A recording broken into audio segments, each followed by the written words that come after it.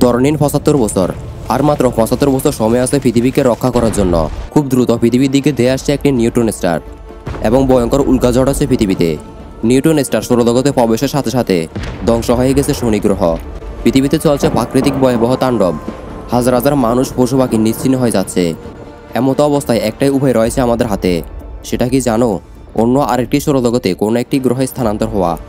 তুমি যদি ভেবে থাকো এরকম ঘটনা আমাদের পৃথিবীর সাথে কোনোদিনই ঘটবে না, তাহলে তুমি বোকার রাজ্যে বসবাস করতেছো। আমাদের মহাবিশ্বে প্রতিনিয়ত নক্ষত্র বিস্ফোরিত হচ্ছে। কেন হচ্ছে? কেননা তাদের ভেতরে গ্যাস অর্থাৎ জ্বালানি ফুরিয়ে গেছে, তাই তারা বিস্ফোরিত হয়ে যায়। বিজ্ঞানীদের অনুমান অনুসারে আমাদের সূর্যের বয়স 460 কোটি বছর এবং তারা জানিয়েছে কোন একটা সময়ে সূর্য তার সমস্ত জ্বালানি হারিয়ে নেমে যাবে এবং সূর্য ধীরে ধীরে মৃত নক্ষত্রে পরিণত হবে। সূর্য না থাকলে আমাদের যে অস্তিত্ব থাকবে না সেটা নতুন করে বলার প্রয়োজন নেই। তাই তো আমরা আরেকটি সৌরজগতের দিকে পাড়ি জমাচ্ছি।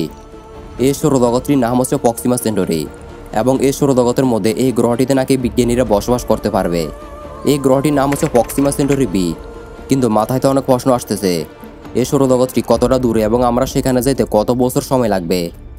প্রক্সিমা সেন্টারি সৌরজগৎ আমাদের সৌরজগৎ থেকে 4.2 আলোকবর্ষ দূরে অবস্থান করছে এবং এই লাল বামন নক্ষত্র থেকে পৃথিবীতে আলো আসতে সময় লাগে 4.2 আলোকবর্ষ। এখন প্রশ্ন হচ্ছে আমরা সেখানে যেতে কত বছর সময় লাগবে।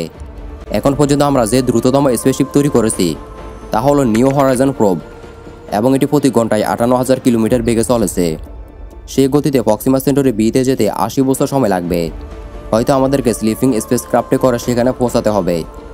তবে প্রশ্ন হচ্ছে আমরা কি সেখানে সত্যি মানব সভ্যতা গড়ে তুলতে পারবো? কেননা যে কোনো সৌরজগৎ মানেই সেখানে গ্রহ থাকবে আর আমরা সেখানে বসবাস করব। বিষয়টা কিন্তু তা নয়। যেমনটা আমাদের সৌরজগৎ, এখানে 8টি গ্রহ সূর্যকে প্রদক্ষিণ করে, কিন্তু বাকি 7টা গ্রহে কি প্রাণ আছে? কিংবা আমরা কি সেখানে প্রাণ গড়ে তুলতে পারবো? একদমই না। আমরা যদি মানব সভ্যতাকে আগে না ফাটিয়ে একটি প্রোব ফাটাই তাহলে বিষয়টা কেমন হবে? আমরা যদি প্রক্সিমা সেন্টারি বি গ্রহতে একটি প্রোব ফাটাই তাহলে সে সম্ভবত 60 থেকে 70 বছরের মধ্যে আপনাকে বলবে যে গ্রহটি বাসযোগ্য কিনা। মনে রাখবেন এই গ্রহটি কেমন হতে পারে তা নিয়ে বিজ্ঞানীরা সম্পূর্ণ অনুমান করেছেন। মনে রাখবেন আমাদের সূর্যের বাসযোগ্য অঞ্চলে বা কাছাকাছি আমাদের 3টি গ্রহ রয়েছে এবং তাদের মধ্যে 2টি দূর থেকে জীবনের জন্য উপযুক্ত নয়। প্রক্সিমা সেন্টারি বি শুক্রের মতো হাইট হাউস বা উত্তপ্ত কিংবা মঙ্গলের মতো হাড় শুকনো হতে পারে। তাই আমাদের এই আশাটাও বিফলে।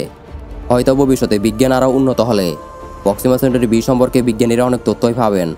হয়তো তারা সেখানে বসবাস গড়ে তুলতে পারবে এবং এমনটাও হতে পারে সেখানে কোনো একটি কারণে মানুষ বসবাস করতে পারবে না। তো বন্ধুরা, এটাই ছিল আজকের ভিডিওটি ভালো লাগলে অবশ্যই ভিডিওটি বন্ধুদের সাথে শেয়ার করবেন আর আমাদের চ্যানেলটি অবশ্যই সাবস্ক্রাইব করে রাখবেন আর ভিডিওতে একটি লাইক দিন। দেখা হবে অন্য কোনো ইন্টারেস্টিং ভিডিওতে। ততক্ষণ পর্যন্ত ভালো থাকবেন।